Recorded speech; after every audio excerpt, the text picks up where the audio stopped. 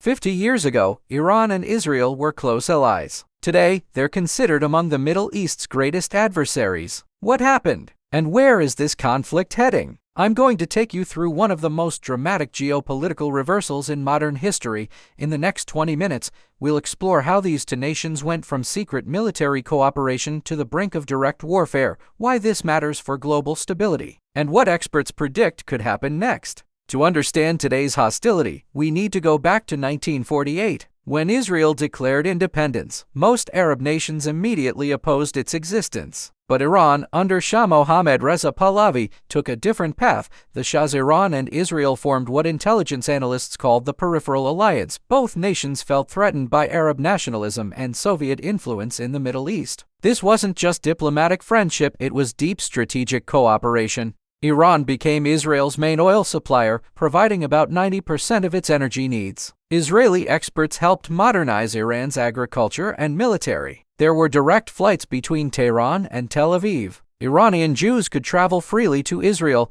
Perhaps most significantly, Israel's Mossad intelligence service worked closely with Iran's Savak. They shared intelligence, conducted joint operations, and coordinated against common enemies. This cooperation was so extensive that some called it a marriage of convenience. By the 1970s, bilateral trade reached hundreds of millions of dollars. Israeli companies built infrastructure in Iran. Iranian oil flowed to Israeli refineries. The two countries were economically intertwined, but this partnership was built on shaky ground. The Shah's regime was increasingly unpopular. His close ties with Israel became a liability, especially among religious conservatives who saw Israel as an illegitimate occupier of Muslim land. When Ayatollah Ruhollah Khomeini returned from exile in February 1979, he brought a fundamentally different worldview. Khomeini didn't just oppose Israeli policies, he rejected Israel's right to exist entirely. On February 18, 1979, Iran officially cut relations with Israel. The Israeli embassy in Tehran was closed and handed over to the PLO. Iranian passports were stamped with "not valid for travel to occupied Palestine."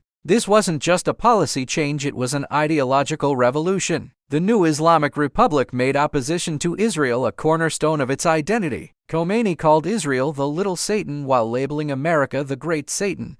The practical effects were immediate. Oil supplies to Israel stopped. Bilateral trade collapsed. Thousands of Iranian Jews fled to Israel or other countries. Intelligence cooperation became intelligence warfare. Unable to confront Israel directly, Iran pioneered what we now call proxy warfare. In 1985, Iran helped establish Hezbollah in Lebanon, providing training, weapons, and funding. Iran also began supporting Palestinian militant groups, despite the fact that most Palestinians are Sunni Muslims while Iran is predominantly Shia. This support wasn't about religious unity, it was about shared opposition to Israel. The 1990s and 2000s introduced a new element, Iran's nuclear program. While Iran insists its nuclear activities are peaceful, Israel views any Iranian nuclear capability as an existential threat.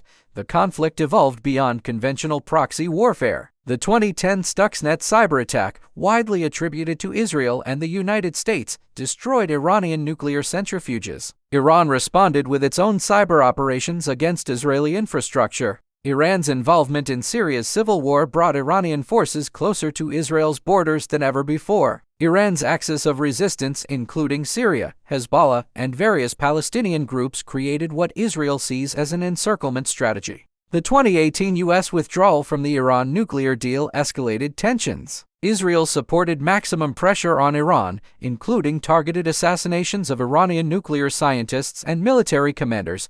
The October 7, 2023 Hamas attack on Israel and Israel's response in Gaza created new dynamics. While Iran didn't directly orchestrate the attack, its support for Hamas put it at the center of the regional crisis. For the first time since 1979, Iran and Israel engaged in direct military exchanges in 2024, with Iran launching missile attacks on Israeli territory and Israel responding with strikes on Iranian facilities. This conflict now extends far beyond Iran and Israel. It involves the United States, Russia, Saudi Arabia, and other regional powers. Every escalation risks drawing in additional actors. What happened in 2024 and 2025 was unprecedented. On June 13, 2025, the conflict escalated when Israel launched a surprise attack targeting key Iranian military and nuclear facilities. This wasn't proxy warfare anymore. This was direct nation-to-nation combat. Let me break down what actually happened, because the mainstream media got a lot of this wrong. June 13, 2025, Israel launches surprise strikes on Iranian nuclear facilities. June 22, 2025, US struck several key Iranian nuclear facilities including Fordo, Natanz, and Isfahan. June 23-24, 2025, Iranian authorities said 610 people were killed and 4,746 injured. Iran's retaliatory bombardment killed 28 people in Israel. But here's what's really crazy. Around 20% of global oil and gas flows through the Strait of Hormuz between Iran and Oman, and this conflict put the entire global energy supply at risk. Countries around the world started panicking because China, India, Japan, and South Korea suddenly realized they were completely dependent on Iranian oil shipments. One wrong move and their entire economies could collapse. President Donald Trump vowed that Israel will not attack Iran and told Israel to bring its pilots home as Israel and Iran traded missile strikes, accusing one another of breaking the ceasefire.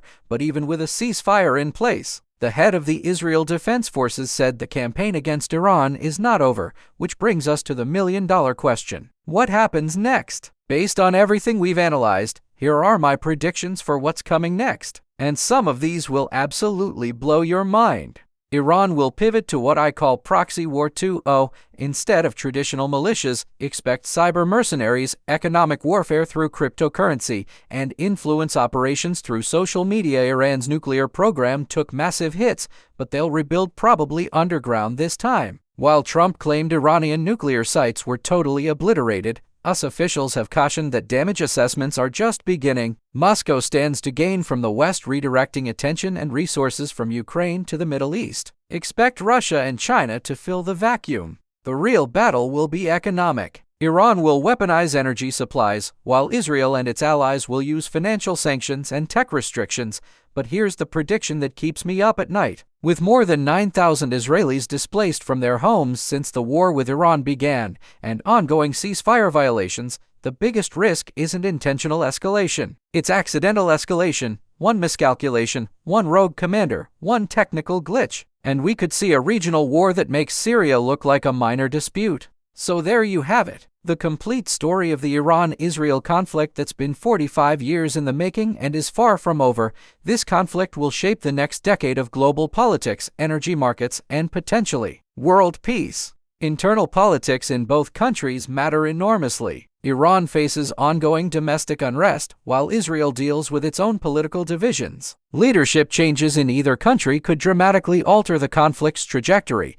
The Iran-Israel conflict represents one of the most dramatic reversals in modern international relations. From close allies to bitter enemies in less than a generation, their rivalry now shapes Middle Eastern geopolitics. But here's what I want to know from you. In the comments below, tell me, do you think this ceasefire will hold? Or are we heading toward a larger regional war? This isn't just about geopolitics, real people pay the price. From Israeli civilians under missile fire to Iranian dissidents facing repression, millions of lives are affected by this conflict. Understanding this history helps us grasp current events and future possibilities. Whether this conflict escalates or eventually finds resolution may determine the Middle East's trajectory for decades to come. What do you think? Can these two nations ever find common ground again, or is this rivalry now permanently entrenched? Let me know your thoughts in the comments, and don't forget to subscribe for more analysis of the world's most important conflicts.